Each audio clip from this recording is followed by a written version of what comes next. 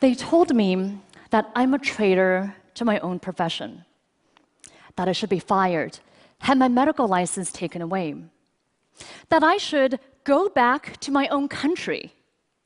My email got hacked.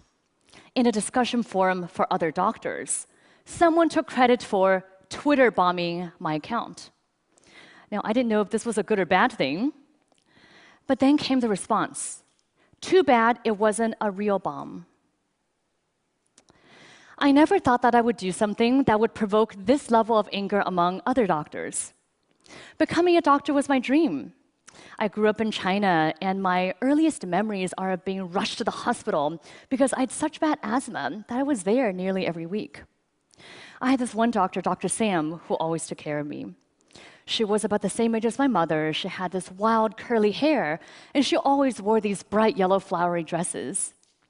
She was one of those doctors who, if you fell and you broke your arm, she'd ask you why you weren't laughing, because it's your humerus, get it? See, you'd grown, but she'd always make you feel better after having seen her. Well, we all have that childhood hero that we want to grow up to be just like, right? Well, I wanted to be just like Dr. Sam. When I was 8, my parents and I moved to the US, and ours became the typical immigrant narrative. My parents cleaned hotel rooms and washed dishes and pumped gas so that I could pursue my dream. Well, eventually, I learned enough English, and my parents were so happy the day that I got into medical school and took my oath of healing and service. But then one day, everything changed. My mother called me to tell me that she wasn't feeling well, that she had this cough that wouldn't go away, that she was short of breath and tired. Well, I knew that my mother was someone who never complained about anything. For her to tell me that something was the matter, I knew something had to be really wrong. And it was. We found out that she had stage 4 breast cancer, cancer that by then had spread to her lungs, her bones, and her brain. My mother was brave, though, and she had hope. She went through surgery and radiation and was on her 3rd round of chemotherapy when she lost her address book. She tried to look up her oncologist's phone number on the internet, and she found it. But she found something else, too. On several websites, he was listed as a highly paid speaker to a drug company, and in fact, often spoke on behalf of the same chemo regimen that he had prescribed her. She called me in a panic, and I didn't know what to believe. Maybe this was the right chemo regimen for her, but maybe it wasn't. It made her scared, and it made her doubt. When it comes to medicine, having that trust is a must. And when that trust is gone, then all that's left is fear. There's another side to this fear. As a medical student, I was taking care of this 19-year-old who was biking back to his dorm when he got struck and run over by an SUV.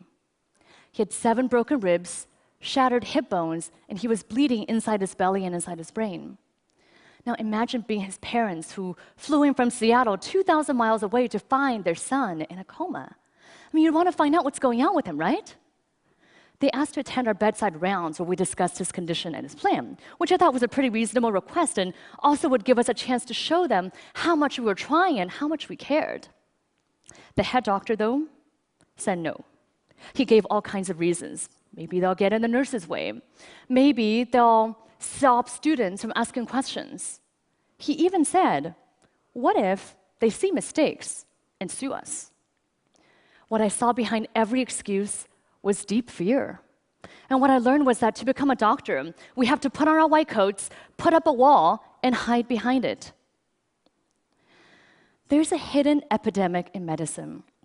Of course, patients are scared when they come to the doctor, right? I mean, imagine you wake up with this terrible bellyache.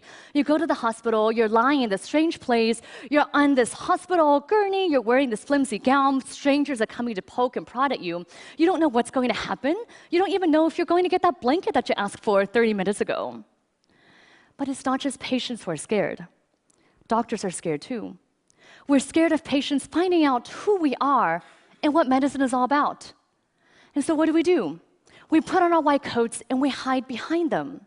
Of course, the more we hide, the more people want to know what it is that we're hiding. The more fear then spirals into mistrust and poor medical care. We don't just have a fear of sickness, we have a sickness of fear. Can we bridge this disconnect between what patients need and what doctors do? can we overcome the sickness of fear? Or let me ask you differently, if hiding isn't the answer, what if we did the opposite? What if doctors were to become totally transparent with their patients? Last fall, I conducted a research study to find out what it is that people want to know about their healthcare. I didn't just want to study patients in a hospital, but everyday people. So my two medical students, Suhavi Tucker and Laura Johns, literally took their research to the streets. They went to banks, coffee shops, senior centers, Chinese restaurants, and train stations. What do they find? Well, when we ask people, what do you want to know about your healthcare? People responded with what they want to know about their doctors, because people understand healthcare to be the individual interaction between them and their doctors. When we asked people, what do you want to know about your doctors? People gave 3 different answers. Some want to know that their doctor is competent and certified to practice medicine. Some want to be sure that their doctor is unbiased and is making decisions based on evidence and science, not on who pays them. Surprisingly to us, many people want to know something else about their doctors. Jonathan, a 28-year-old law student, says he wants to find someone who is comfortable with LGBTQ patients and specializes in LGBT health. Serena, a 32-year-old accountant, says that it's important to her for her doctor to share her values when it comes to reproductive choice and women's rights. Frank, a 59-year-old hardware store owner, doesn't even like going to the doctor and wants to find someone who believes in prevention first and who is comfortable with alternative treatments. One after another, our respondents told us that that doctor-patient relationship is a deeply intimate one, that to show their doctors their bodies and tell them their deepest secrets, they want to first understand their doctor's values. Just because doctors have to see every patient doesn't mean that patients have to see every doctor. People want to know about their doctors first so that they can make the informed choice. As a result of this, I formed a campaign, Who's My Doctor?, that calls for total transparency in medicine. Participating doctors voluntarily disclose on a public website not just information about where we went to medical school and what specialty we're in, but also our conflicts of interest. We go beyond the Government Sunshine Act about drug company affiliations, and we talk about how we're paid. Incentives matter.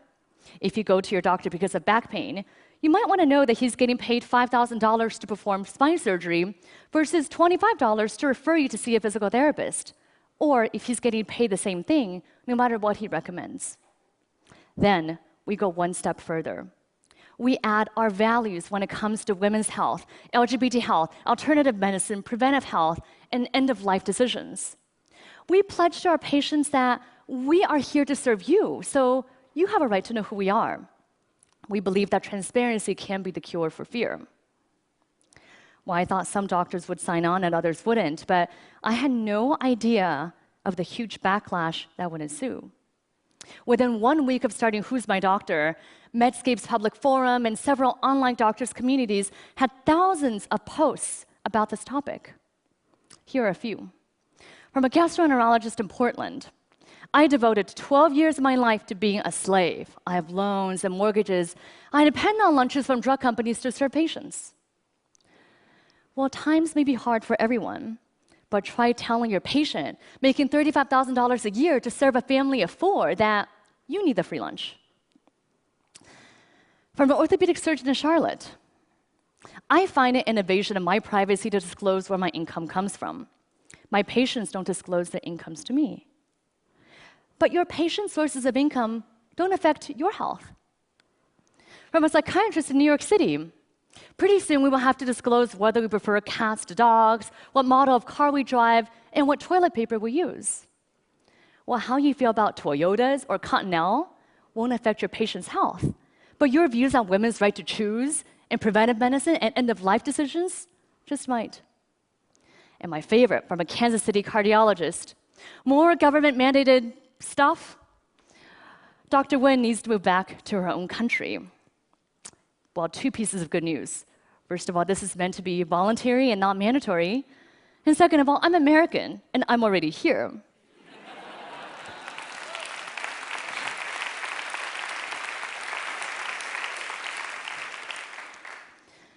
Within a month, my employers were getting calls asking for me to be fired. I received mail at my undisclosed home address with threats to contact the medical board to sanction me. My friends and family urged me to quit this campaign. After the bomb threat, I was done. But then I heard from patients. Over social media, a tweet chat, which I learned what that was by then, generated 4.3 million impressions, and thousands of people wrote to encourage me to continue. They wrote with things like, if doctors are doing something they're that ashamed of, they shouldn't be doing it. Elected officials have to disclose campaign contributions. Lawyers have to disclose conflicts of interest. Why shouldn't doctors? And finally, many people wrote and said, let us patients decide what's important when we're choosing a doctor. In our initial trial, over 300 doctors have taken the Total Transparency Pledge. What a crazy new idea, right? But actually, this is not that new of a concept at all. Remember Dr. Sam, my doctor in China with the goofy jokes and the wild hair? Well, she was my doctor, but she was also our neighbor who lived in the building across the street.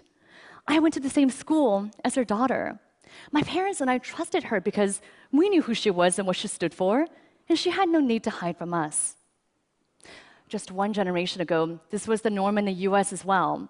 You knew that your family doctor was the father of 2 teenage boys, that he quit smoking a few years ago, that he says he's a regular churchgoer, but you see him twice a year, once on Easter and once when his mother-in-law comes to town.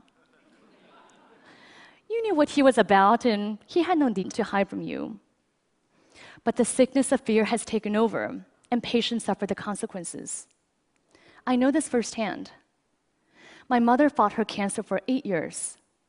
She was a planner, and she thought a lot about how she wanted to live and how she wanted to die. Not only did she sign advance directives, she wrote a 12-page document about how she had suffered enough, how it was time for her to go. One day when I was a resident physician, I got a call to say that she was in the intensive care unit. By the time I got there, she was about to be intubated and put on a breathing machine. But this is not what she wants, I said, and we have documents. The ICU doctor looked at me in the eye, pointed at my then 16-year-old sister and said, do you remember when you were that age? How would you have liked to grow up without your mother? Her oncologist was there too and said, this is your mother. Can you really face yourself for the rest of your life if you don't do everything for her? I knew my mother so well. I understood what her directives meant so well. And I was a physician. That was the single hardest decision I ever made, to let her die in peace. And I carry those words of those doctors with me every single day. We can bridge the disconnect between what doctors do and what patients need. We can get there because we've been there before, and we know that transparency gets us to that trust.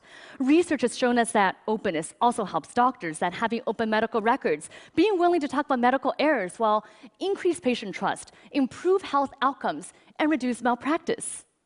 That openness, that trust, is only going to be more important as we move from the infectious to the behavioral model of disease. Bacteria may not care so much about trust and intimacy, but for people to tackle the hard lifestyle choices, to address issues like smoking cessation, blood pressure management, and diabetes control, what that requires us to establish trust.